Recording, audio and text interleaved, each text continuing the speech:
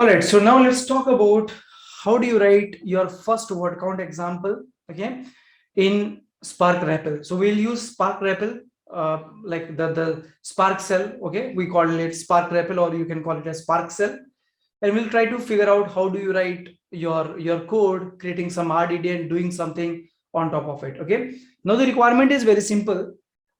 We have a file in some drive, okay, let's say the file is on D drive. Under a dataset folder, you have a file called word1.txt, and this file contains some data, any data, right? So it may have a data like this. This file may have a data like apple, ball, okay, again apple, ball, apple, and so on. It has some data, okay. And what we want to do is we want to get the word count out of it. How do we do this, right? Now, if you talk about MapReduce, it's a scary now, right? Like you have to literally write your mapper code, reducer code, driver code, and get the things done. But let us try to understand how quick and easy it is to write the same program in our Spark, okay? Now, the first thing what you need to do is you have a file called word1.txt. You should load this file and create a RDD out of it. It's not it. So you will write the first line like val input equal to _sc.text file. And what is this sc? If you launch your Spark cell, then after your Spark cell is ready, right, it will say, hey, you can use this sc. Sc is basically a Spark context using which you can create your RDD. We will talk more about this sc in the coming days. But now, as an introduction, just understand this sc is basically an object which can help you to create a RDD, right? This is how you will create a RDD from any given text file. You are given any variety of text file, so you should basically say sc.text file, and this sc is basically an object which is available to you when you have launched your Spark cell. Okay, so once this is done, once you do this, what happens, you know, the RDD would be created out of this, right? So if you ask me how exactly it works in the real time, see, so you have a data in your D drive. This is your hard disk, okay? In your hard disk, this is your C drive, this is your D drive. And you have the data in your D drive in a folder, right? So in a data set, you have a file called word1.txt. And you wrote this code, line number 1, val input equal to sc.text file. What will happen? This file would be loaded into the memory, into the RAM. When? Not immediately now, but when you actually do some operations, right? When you do some operations, that time only, not now, okay? So we'll see that. So you are saying dataset word1.txt should be loaded into the memory. So what will happen is this would be loaded in the memory when you start your program, okay, and it would create a RDD out of it, which means if this file, let's say, is of 1 GB, then this file may be broken down into multiple pieces. Okay, how many pieces? We will talk about that in the coming chapter. But right now, the file is really very less of size. So what will happen is it will be loaded in the memory. Okay, this is my memory, and this file will be loaded into a partition. Okay, don't worry, these are the new terms. I'll make it super easy in our coming days, right? So this would be loaded, and we call it is loaded in a partition. What is a partition? We'll talk about that in great details. So the file is uploaded and it is available somewhere. Okay, now let's suppose this file is actually a large file. So what would happen in that case is, in that case, if I say this is the RAM, then this file would be loaded in multiple chunks. Okay, and each chunk is a partition, P0, P1, P2, P3. Okay, that's how it works in the way with the larger data. So you have a RAM of your local machine because it's a single node installation. In that RAM, all these files will be loaded, done, and then a RDD would be created out of it. What is an RDD? From a programmer point of view, RDD is an object. This is my RDD. This is an object using which I can write a code that would go and run on multiple machines together. I don't care about how many machines we have, right? So that's the beauty. So you got one RDD out of your file, done. Now the next thing what you should do is, see, your file has lines, right? So your file has lines like this: apple space ball space ball, again apple, again ball, and apple. So you may have a lot of words in a single row, right? So what you should do is you should basically break the whole line and get all the, like all the words individually, right? So for that, what we are doing, we are saying on that input RDD, let us try to do a flat map. Okay, and what does the flat map would do? The flat map would extract the data for you from an array. Okay, so let's understand this. So see, this input is an RDD. This input is an RDD. We have created an RDD. Okay, and then I'm saying dot. Let's say I wrote map. Let's say I wrote map. Okay, not flat map. Let's say I wrote map, which means for each line present in this RDD, and in this RDD, how many lines you have? Let's say you have 4 lines, right? For each line present in the RDD. So for the first line, for the first line, what would happen? Input dot map. Okay, and I can write like this: line is equal to line dot split by what? Space. So if you write like this, then what will happen is your line 1 input dot map. Map is a for loop, is not it? We have discussed about this in our Scala program. Map is basically internally a for loop that iterates for each element. So input dot map looping through each element, where each element is nothing but each line, right? Looping through each line, I got a line. Now I'm saying line dot split. So line dot split of space. So if you see the first line, apple space ball, that would be broken down into array, and you get that in an array. So now if you do this, then you are actually getting the array back if you just do a map. So if you do a map, then what will happen? You know, the output would be like this. The output would be, I'll get an array of apple, comma, ball, comma, ball for line 1. Okay, for line 2, I'll get an array, just one word, apple. For line 3, I'll get array of ball. Likewise, right? And then you have to really extract it, is not it? And that's the reason you're using a flat map here. Okay, you're using a flat map so that this array can be extracted, right? So when you do a flat map, what would happen? The array would be extracted, and you should basically get all these things individually. So once this line is completed, your word would look like this. Words is an RDD again, which contains lines, and each line has the data like this: apple, ball, apple. They are now separated altogether. Okay, apple, ball, apple. They are all separated now. They are all separated. They were earlier like this was the entire string, but now the string is this, right? Small string. So everything was broken down into pieces. We'll look into that practically. Okay, once that is done, now I would say words.map. So now see, now if I say words.map, that means for each such word, because this words is now literally means only this individually. Earlier this line, like the data was complete as a whole line. This was another line, this was another line. So these were actually a data. But then what we did is we did a split and we did a flat map. So what does it do? It basically helps us to extract all these things in pieces, right? And that's what you did. Okay, line number 3. Now I'll say count 1 per words. So I'm saying now words.map. What is your word? Your word is basically each such word here, right? So I'm saying now I'll iterate through these words dot map. For each such word, I'll say word and 1. So which means for apple, I'll say apple 1. For ball, I'll say ball 1. Again for ball, I'll say ball 1. Again for apple, I'll say apple 1. Again for ball, I'll say ball 1. Again for apple, I'll say apple 1. That is what you're doing in this particular line. Count 1 per word. For every word, just say word and 1. Okay, for every word you just say word and 1. So your data would be now like transformed like this: apple 1, ball 1, ball 1, apple 1, ball 1, and so on. Done. Next, this done. Next, now I'm saying okay, I would now get count 1 word, 1 per word, and this is nothing but this. Okay, and I'm saying dot reduce by key. And what is this reduce? Reduce by key is basically an aggregation. Okay, and what does it do? When you say reduce by key, it basically groups the data. Okay, so how many groups you will see this is your key and this is your value. Okay, so the data would be grouped by key, of course, because it is reduced by key. Okay, so that means first group by key, and if you group by key, what will you get? You'll get apple.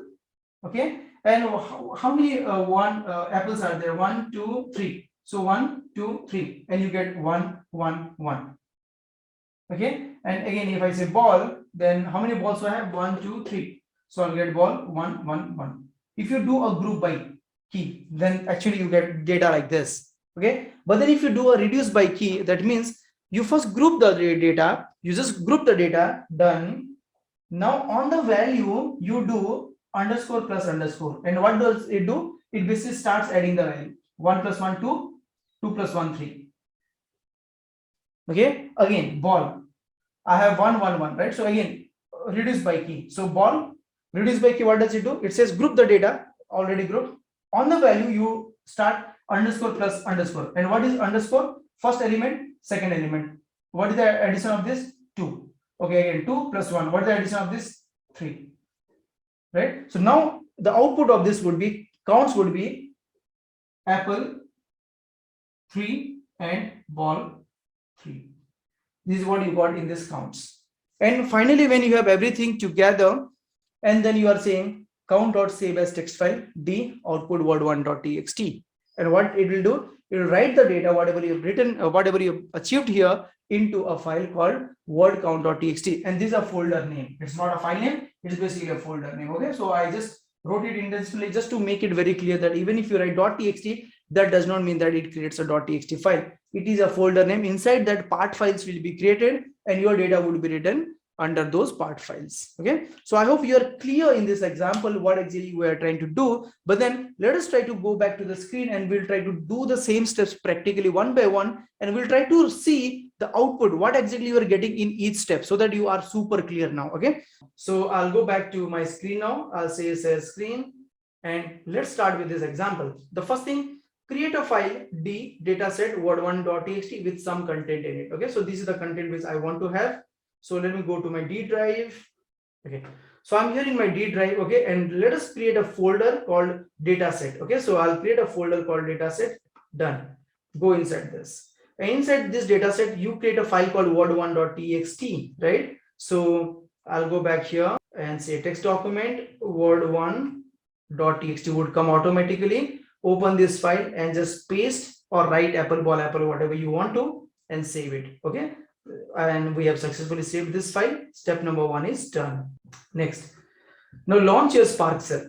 Okay, so either you can launch a Spark cell like this, Spark -cell, or you can launch a Spark cell like this, Spark -cell --master local star. And when you say local star, that means try to consume as much core as possible. Okay, if you have 8 core machine, try to consume as much as possible. Not exactly 8, but then try to it will try its best to consume as much as possible. Okay, but you can be more specific. You may say local of 2, and only 2 cores would be used to launch a Spark cell. We'll talk about this in the coming example.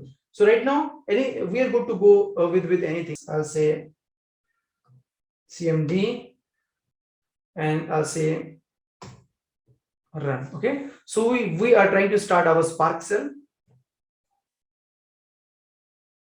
Now if you see, it is saying Spark context is available as 𝗔𝗊 and Spark session is available as Spark. Okay, so that's the reason you are able to use that 𝗔𝗊. 𝗔𝗊 is an object given to you in your Spark cell by your Spark framework, right? And that's the reason you are able to use 𝗔𝗊. Okay, done. So Spark cell is launched. You can either use this or that, whatever works. Now next, load the local input file into an RDD. Now see what I'm going to do. I'm going to say _text file and create a RDD out of it. Okay, I'm saying _text file, and I'll give the path D drive dataset word1.txt, and I'm saying I will call it as input, or you can call it as input RDD. It's your choice. Enter. Okay, now you see here what you got is you got RDD of string. Okay, why did you get RDD of string? Because your word1.txt contains a lot of data, and all this data are actually a string. Okay, so internally what will happen is this input has now how many lines? This has 1 2 3 4 5 6 lines. Okay, your input has 6 lines. Let me check it out. Input.count. Can I do something like this? It gave me 6. The reason is because you have 6 lines in that input, and this input is basically an RDD. Okay, all right, now you have 6 lines, and each line is basically what? Each line is basically the entire row. Okay, so we'll go through the document and we'll explore it one by one. See here. So we created this, and then we said input.collect. So when you do a input.collect, what does it do? It will basically return you all the data, whatever you have in this RDD. Okay. So I want to know what are the data I have in this input. Okay. So I'll say input.collect. When I do this, if you see what I got an array of string. See, your RDD, now can you think about it like a collection, right? Because it has a lot of record altogether, a collection, and collection is nothing but an array. Okay. So you have an array of string wherein these strings are nothing but entire line. Okay. So the first line, apple ball, is one string. The next line, apple ball, is another string. The third line, apple ball is another string, and so on, right? So all these are basically a line, right? And they are all a part of your RDD. When you say RDD dot collect, what you get is you get entire data into your console in your REPL. Again, we'll talk about this collect and all more detail in our coming classes. So you can say input dot collect. So we did that here. So either you write input dot collect like this, okay, or you write input dot collect like this, or you write input space collect like this, and it's all because of the syntax of Scala. Okay, we're not writing any Spark code here, it is all Scala code, right? And we are actually trying to solve our problem using Spark, but the underlying code is basically your Scala. Okay, done. Now for each line, split each line into what? That's what we want to do now, right? So let's do that. So I'll do this now. I know that my RDD here, this input RDD contains 6 lines, and each line is like apple space ball space apple and so on, right? So Control L, okay, and say paste. Now I'm saying input dot flat map, okay, and what does this do? Flat map, this flat map would actually flatten. We will talk about this. So input contains 6 lines, and I'm saying for each line you give me an array. See, line dot split will always give an array because line is a string. The entire line is a string, and string on string, if you do split, what do you get? You get an array. That's what we are trying to do. Okay, and when you do this, you are actually getting another RDDs here.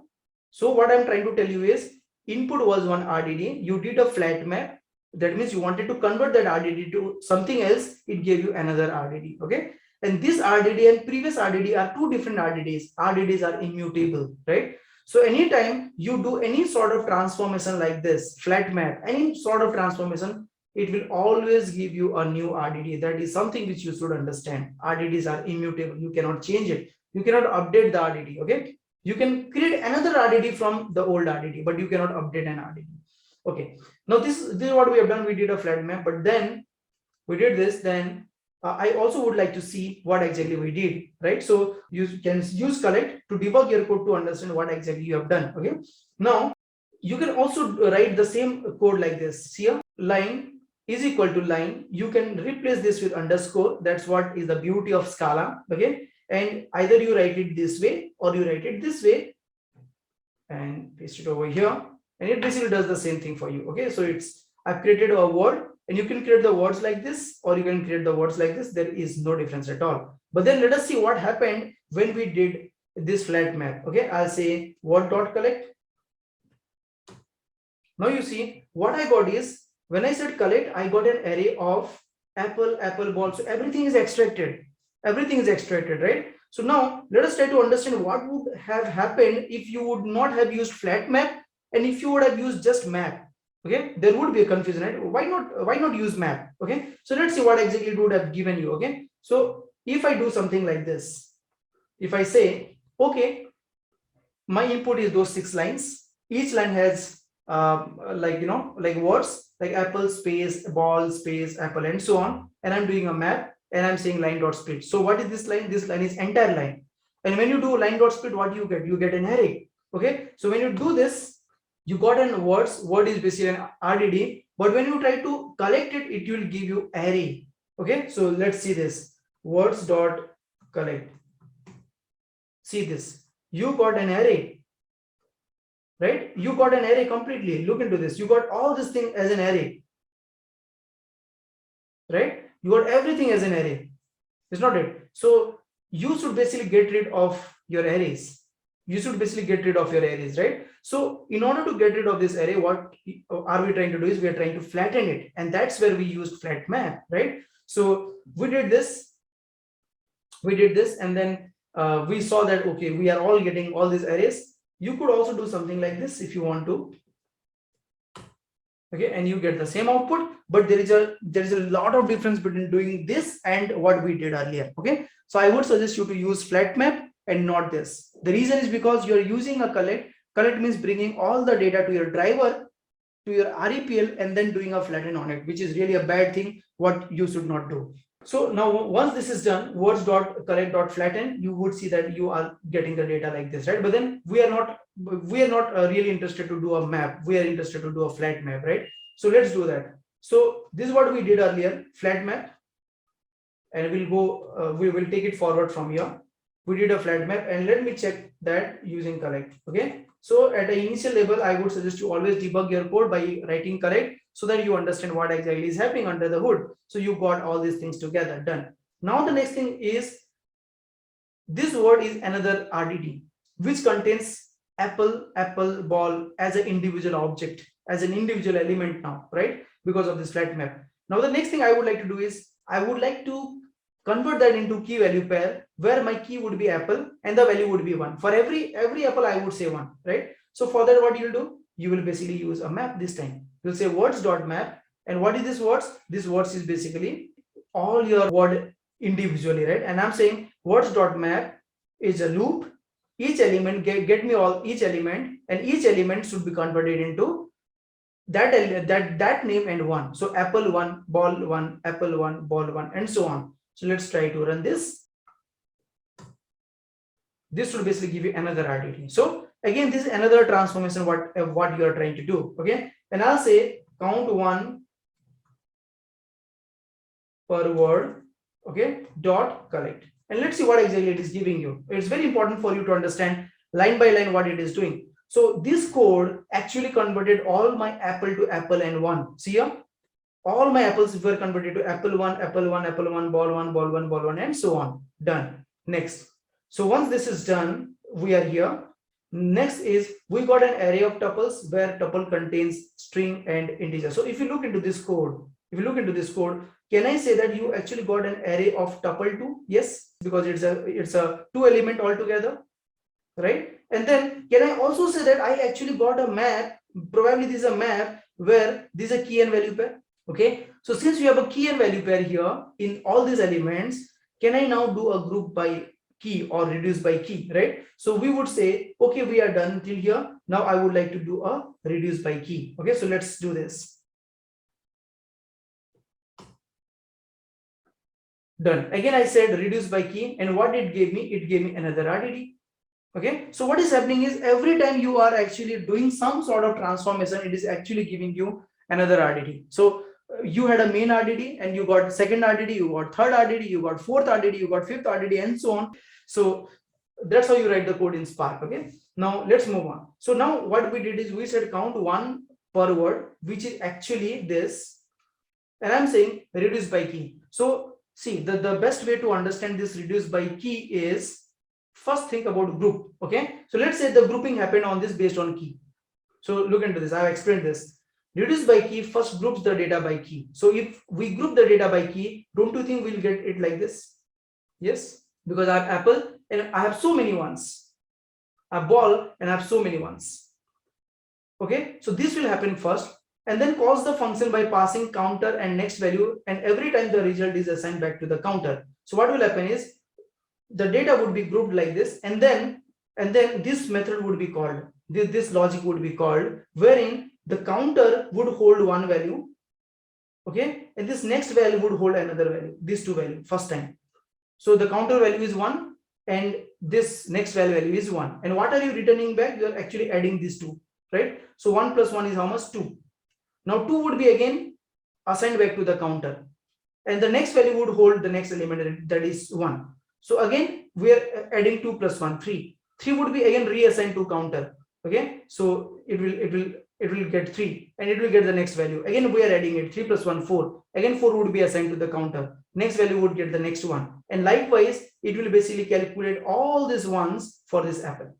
Okay, and once that is done, it has successfully processed your apple, and then again it will do the same thing with ball as well. For ball, you have again 1 and 1. So first one would go to the counter, second one would go to the next value. Both of them would be added as per our logic. We are adding it, and this return whatever data you are returning it back would be again assigned back to your counter, and then the next value would take the next element. So 1 plus 1 2 would be assigned back to the counter, next value would be 1, 2 plus 1 is 3 would be again assigned back to counter, next value would take next 1, again 3 plus 1 4, 4 plus 1 5, 5 plus 1 6, and so on. And that's how basically a reduce by key would work. Okay, so let's go back. So we have done a reduce by key, and once you did do your reduce by key, let us try to collect it. Collect. Okay, now when you did a counts.collect, what happened here is you got an array of apple and 7, ball and 6, and this time when you did a collect, see, it did not return you back in RDD. See here, in all these examples we were always getting RDDs. Okay, so can I say all these were transformations, guys, where you were actually getting RDD? Because what is a transformation? The transformation is basically a process of converting one RDD to another RDD by applying some business logic, right? And that's what we were doing here, right? So all these operations, whatever we did till these days, were all transformations, because it was always giving me a new RDD. Okay, but then when I do a collect, I did not get an RDD here. I got an array. I got the data, right? Which means some processing has happened, and that's why I got the data back here. Okay, and can I call it an action? Yes. So collect is an action, and your reduce by key, map, flat map, they are all transformations. We'll talk about a lot of transformations in our program altogether, right? Now once this is done, you have processed the data. Now what is the next thing you should do in your life? You should basically save it to a local file. It's not it. And how do you save it to a local file? Counts.save as. This counts is basically this, right? And when it processes, I want to say now this count, whatever data I'll get after processing, I would like to save it to a file, save as text file. Okay, so let's do this.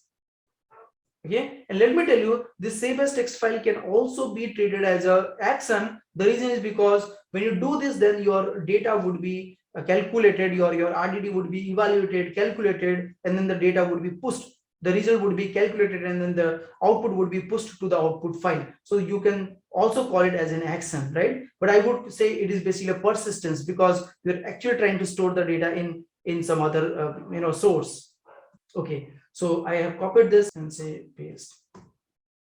Okay, now if you see, it has saved the data into a file, word count.txt, which we'll go and review. Okay, and now let me tell you, if you don't add your hadoop.dll, you'll face a problem while you are trying to save this file.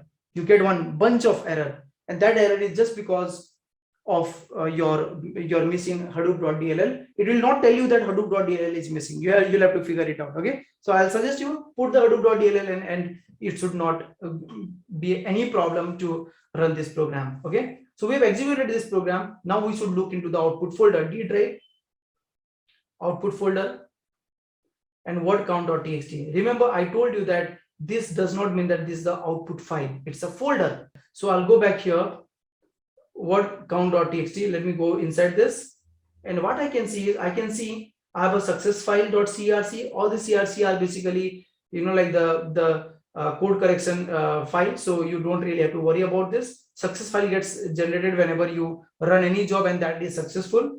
The same thing is applicable in Hadoop as well. Now your data is here.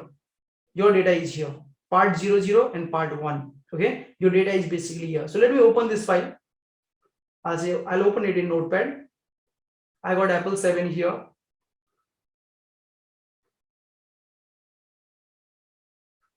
And I got ball 6 here, right? So that means your data is written in 2 different files in this case, right? So in the real time, when you're doing, when you're processing the data, you'll see a lot of part files, not just one. You'll see a lot of part files, and we will figure it out why exactly we saw the data is written in 2 different files. Why not in one file? What was the reason? We'll see that in the coming days. Okay, so don't worry. So right now our objective was just to see if we are able to run a program, writing some Spark code, and then pushing the data, the result back to a file. We have successfully done it, and that's what we have. Okay, so we'll learn later why it was saved in 2 files. Don't worry about that. Okay, now the complete word count program is actually the below piece of code. So whatever I have explained you is this piece of code. The same thing is also written on the board, right? So You can also run it like this here. I would now say I'll copy all this code, okay, and let me go to my D drive. Let me create a new file, okay. I'll open this. Let me save all this content, right, and D drive output word count.txt, right, and see the entire code whatever I have explained to you on the board, I have put them together in a file, and at the end I wrote system.exit because I want my process to be terminated once the job is done. And let me save this file, Alt-F8, okay, double quote, and let me give the file name as we have in this document. So I'll give the file name as word count spark.scala. You can give any name, it's your choice, but I just wanted to make sure that it remains same. Okay, so paste word count spark.scala, and don't forget to give it under double dots so that it becomes a Scala file, and say save. So I'll go back to my D drive again. I have a file here, word count spark.scala, and it contains all the script. It is a script for me now, right? So this program does not have a main method. It's a script file. Okay, now let's move on. Now what you can do is you can also run your code like this. Let me say quit, and now let me say spark_cell-i, and let me give the path of that file. Okay, before I do this, I just want to go back to my output folder. We have already created this, right? So let me delete this output folder. Delete, done, and let's say run. So what it will do, it will actually log in to your Spark cell. It will execute your all the script that you have written in your word count spark.scala, right? And then it will come out of your Spark cell because you have written system.exit of 0 at the last, right? So that's what it will do for you. Done. Okay, so it went to the Spark cell, did the job, and it came out of the Spark cell. And let's go back and see. See here, you got an output folder again. Go inside this, you got word count.txt. Go inside this, you have part 1, part 00 file, part 1 file, and open this, and you should see little output here, apple 7, and open the other file, and you should see little output here, ball of 6, right? So this is how you can basically run a script file as well. Okay, note, in case you don't write system.exit, then the above script will actually run the code, but it launches the Spark terminal, and that's why we're exiting the console. Okay, now what if you wish to run the file from the Spark cell? You are already in the Spark cell, you still want to run that file, so you should do load, and you can say d:/word count.spark. So let's try doing that. Okay, so what I'll do is I'll say I want to go inside the Spark, and from here I would like to run that script file, not from outside. If you want to run from outside, the command is spark_cell-i, then give the script file name. But this time I want to run the file from inside, right? So d:/. Let me try this. I think we tried the same thing, so let's do this. Done. Now let me do that, but before I do, I would again like to go back to my output folder, and let me delete this output folder so that I don't get any problem. I'll say delete, done, and say it's saying loading the data. It did something. Okay, so if you see the output file is still generated. Okay, so don't worry about that error. That's absolutely okay, because at the end of the day, you are not going to do all these things in your REPL anytime. Okay, let's see if we are successfully able to produce the file or not. And if you see, the files are produced. So if you open this out, then you should see apple 7, and if you open other file, you should see some other output, right? So at the end of the day, we were able to successfully run the program in various different ways, and that's what we have from this chapter.